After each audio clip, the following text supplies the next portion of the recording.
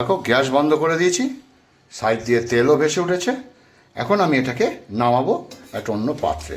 এইভাবে করে খাবে তোমরা ফুলকপির ডালনা, সত্যি বলছি অপুরন্ত স্বাদ লাগবে।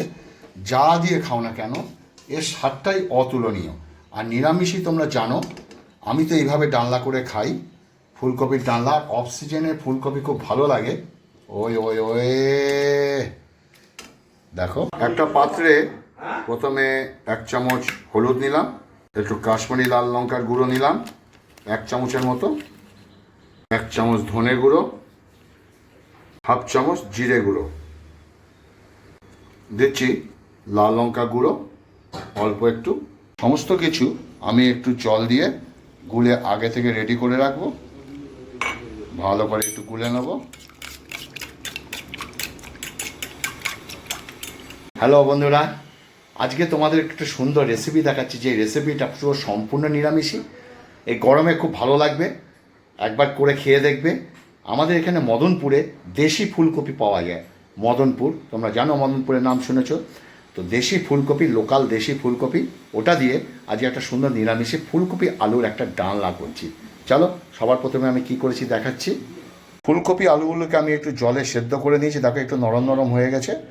এই যে ফুলকপি এবং আলু দুটোকেই আমি জলে একটু সেদ্ধ করে, গরম জলে সেদ্ধ করে এটাকে জলটাকে ঝরতে দিয়েছি। সবার প্রথমে আমি অল্প একটু সর্ষের তেল ঢালবো। তেল গরম হয়ে গেছে, এখন ফুলকপিগুলো আমি একটু লালচে লালচে করে ভাজা করে নেব।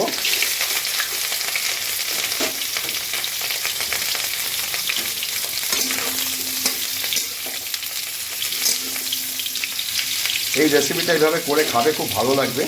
তো ফুলকপি লালচে লালচে ভাজা হয়ে গেছে, এবার তুলে রাখবো। ওই একই তেলে আমি আলুগুলো ভেজে নেব লালচে লালচে করে।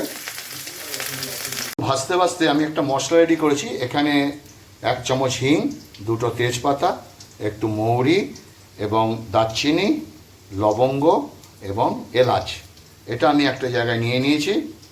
দেবো একটু আদা বাটা। আলু লালচে লালচে ভাজা হয়ে গেছে, এবার আলুগুলো তুলে রাখবো। ফুলকপি এবং আলু আমি ভেজে রাখলাম। কড়াইতে এবার অল্প একটু তেল ঢালবো। গরম হয়ে গেছে, আর যে মশলাগুলো আমি দেখালাম সমস্ত মশলা দিয়ে দেবো, একটু ভাজা ভাজা করে নেব।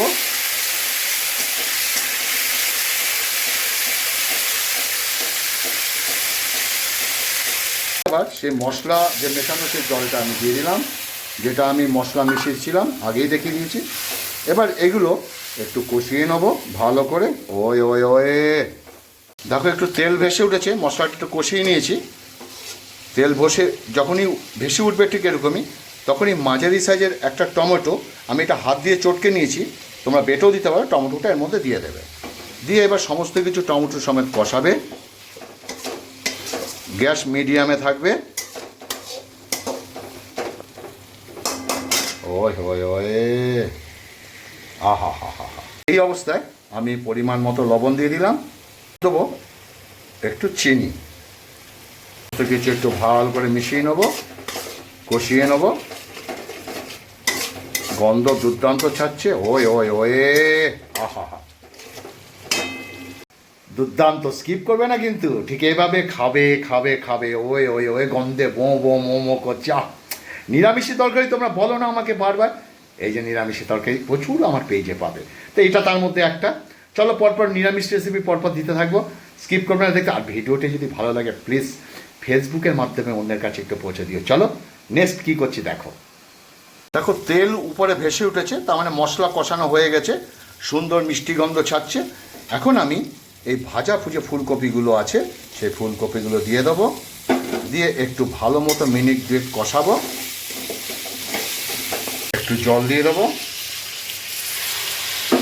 জল দিয়ে আবার আমি কষাবো। ওহো, খুব সুন্দরভাবে দেখো তেল ছাড়তে শুরু করেছে। এবার আমি ভাজা আলুগুলো দিয়ে দেবো, এবং ভাজা আলু আর ফুলকপি সবকটাকে আমি আবার একটু একসঙ্গে কষাবো মিনিট 3 কি 4। সমস্ত কিছু খুব সুন্দরভাবে কষে গেছে। এবার আমি দেবো জল, পরিমাণ মতো জল। সমস্ত জল দিয়ে ভালো করে একটু নেড়ে এটাকে একটু অপেক্ষা করব এবং একটু ঢাকা দেবো হালকা। আর অবশ্যই আমি ভাঙা এরকম কাঁচা লঙ্কা কয়েকটা দিয়ে দিলাম, তাতে স্বাদ বাড়বে। আর পারলে গরম জল আপনারা ব্যবহার করবেন, কিন্তু আমি গরম জলটা করতে পারিনি। আমি ঢাকাটা তুললাম, জাস্ট দেখি আলুগুলো সেদ্ধ হয়েছে নাকি। দেখো আলু সেদ্ধ হয়ে গেছে, সুন্দর। এবার গ্যাসটা আমি একটু কমাবো। ও হাফ চামচ আমার হাতে বানানো গরম মশলা, ও 1 চামচ গাওয়া ঘি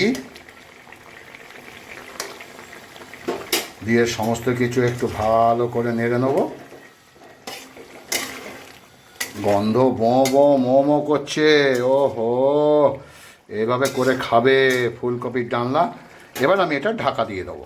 দেখো গ্যাস বন্ধ করে দিয়েছি, সাইড দিয়ে তেলও ভেসে উঠেছে।